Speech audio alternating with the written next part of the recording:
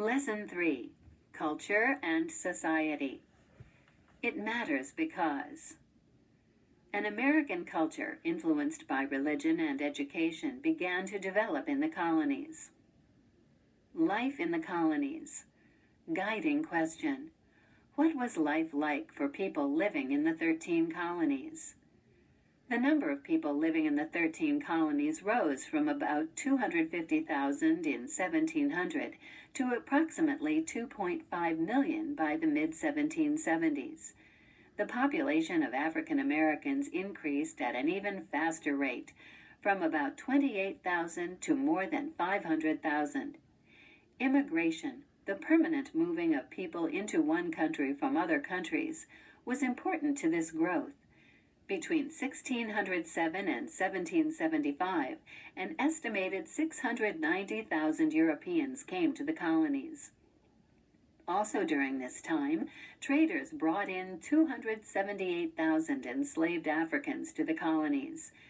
There was another reason for the growing population. Colonial women tended to marry early and have large families. In addition, the colonies, especially New England, turned out to be a very healthy place to live compared to other parts of the world. Still, compared to today, life was fragile. For example, women often died in childbirth. Outbreaks of serious diseases such as smallpox were common. Many people died in epidemics, outbreaks that affect large numbers of people. In 1721, for example, a smallpox epidemic in the city of Boston killed about 850 people, or 15% of the city's population.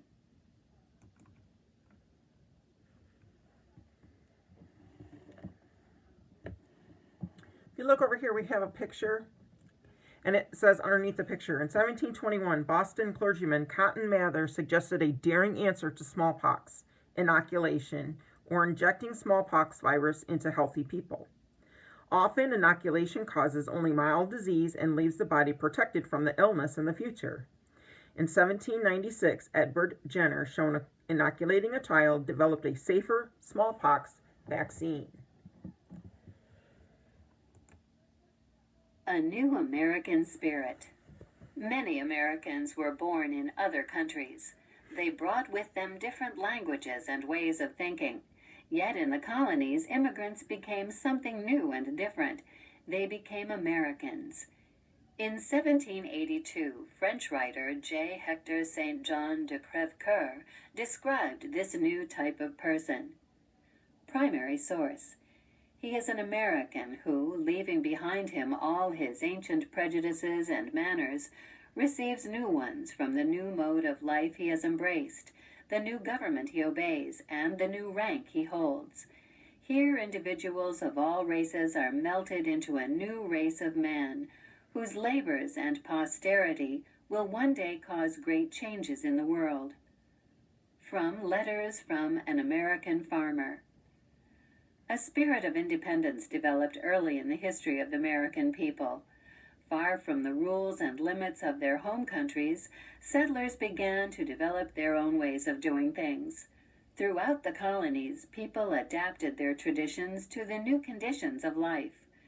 Religion, education, and the arts contributed to a new American culture. The family, however, formed the basic foundation of colonial society, for those who were not enslaved at least. Family roles. Men were the formal heads of the households. They managed the farm or business and represented the family in the community. On the farm, men worked in the fields and built barns, houses, and fences. Sons might work as indentured servants for local farmers or become apprentices. An apprentice agrees to work with a skilled craftsperson as a way of learning a trade. Women ran their households and cared for children. Many worked in the fields with their husbands. Married women had few rights. Unmarried women might work as maids or cooks. Widows and older women who never married might work as teachers, nurses, or seamstresses. They could run businesses and own property, but they could not vote. Even children as young as 4 or 5 often had jobs. When they played, they enjoyed simple games, such as hopscotch or leapfrog. Their toys were usually made from common objects. Progress check. Finding the main idea. What was the role of the family in colonial life? American beliefs. Guiding question. What values and beliefs were important to the American colonists? The American spirit and the family served as a foundation for life in the colonies. In addition, Americans shared a commitment to education, strong religious beliefs, and openness to new ideas. Colonial education. Most colonists valued education. Parents often taught their children to read and write at home. In New England and Pennsylvania in particular, people set up schools to make sure everyone could read and study the Bible. In 1647, the Massachusetts Puritans passed a public education law requiring communities with 50 or more homes to have a public school. The result was a high level of literacy in New England. By 1750, about 85% of the men and about half of the women were able to read. Many learned from the New England Primer. Most schools in the middle colonies were private. Widows or unmarried women ran many of those schools. Quakers and other religious groups ran others. In towns and cities, craftspeople often set up night schools for their apprentices. The earliest colleges in the colonies were founded to train ministers. The Great Awakening. Religion had a strong influence in colonial life. In the 1730s and 1740s, a religious revival called the Great Awakening swept through the colonies. In New England and the middle colonies, ministers called for a new birth, a return to the strong faith of earlier days. One of these was Jonathan Edwards of Massachusetts, who gave powerful and convincing sermons. George Whitefield, an English preacher who arrived in the colonies in 1739, inspired worshippers in churches and open fields from New England to Georgia. The Great Awakening inspired greater religious freedom. It led to the formation of many new types of churches. The new churches placed an emphasis on having personal faith rather than on church rituals. More colonists began choosing their own faiths, and the strength of established official churches declined.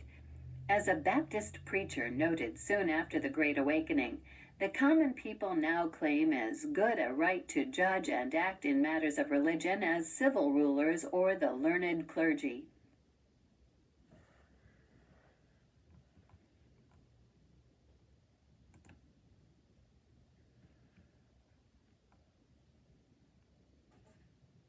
The Great Awakening also united colonists from north to south in a common experience.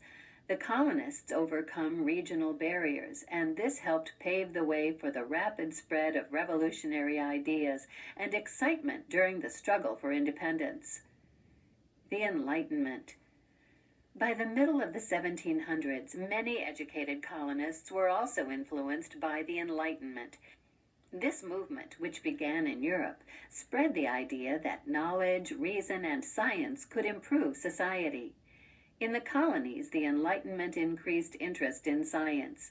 People observed nature, staged experiments, and published their findings, much as Benjamin Franklin did. The Enlightenment also promoted freedom of thought and expression, a belief in equality, and the idea of popular government. Ideas of freedom. Freedom of the press became an important issue in colonial America. Newspapers in colonial cities such as Boston and Philadelphia carried political news and often faced government censorship. Censorship is the banning of printed materials because they contain unpopular or offensive ideas. In 1733, publisher John Peter Zenger, in his newspaper, the New York Weekly Journal, accused New York's governor of corruption. For criticizing the governor, officials charged Zenger with a crime and threw him in jail. Zenger argued that the statements written about the governor were true. Therefore, he claimed he had the right to publish them. Zenger's lawyer, Andrew Hamilton, made a stirring defense. Primary source. The loss of liberty in general would soon follow the suppression of the liberty of the press, for it is an essential branch of liberty, so perhaps it is the best preservative of the whole. From The Trial of John Peter Zenger and the Birth of Freedom of the Press by Doug Linder. The jury found Zenger not guilty. The case is seen as a key step in the development of a free press in this country. Civic virtue. Colonists were beginning to form new ideas of freedom. They began thinking in terms of civic virtue, democratic ideas, practices, and values that form a truly free society. De Crèvecoeur was writing about these ideals when he described the spirit of the new American. Benjamin Franklin was a shining example of civic virtue at its best. Colonists would soon put their belief in civic virtue into action. These ideas and actions would become the building blocks of a new nation. Progress check. Analyzing. In what ways did the Great Awakening influence culture in the colonies? Okay, so that is going to be your checkout question for today after listening to this audio portion of our chapter. If you could answer in a complete sentence, in what ways did the Great Awakening influence culture in the colonies, that will earn you your 10 points for the assignment. You guys have a good day, and I will see you soon.